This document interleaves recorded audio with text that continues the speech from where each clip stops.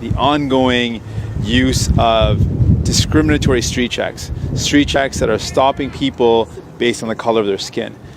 And this is something that must end. We passed recently a motion at our national convention talking about the fact that we need to build and work towards a society and a Canada that is free from street checks.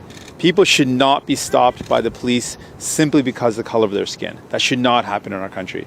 I can share a personal story where as a kid growing up, I was stopped multiple times throughout my life, even as a law student.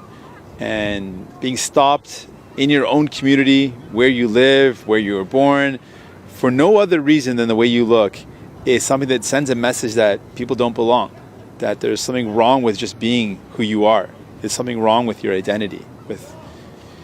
And that's something we need to stop. We need to make sure that the message is loud and clear that everyone is celebrated in our society, in our country, and that's why it's such an important thing for us to tackle.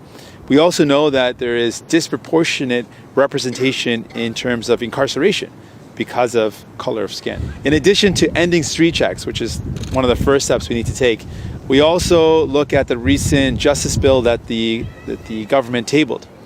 In that bill, this was an opportunity to tackle the Harper-era Republican-style mandatory minimums, to repeal them and to end them. We know that mandatory minimums do not work in terms of reducing crime. They don't do that. The evidence makes it very clear. And what happens is mandatory minimums disproportionately impact racialized communities, in particular people from the Black community and Indigenous communities.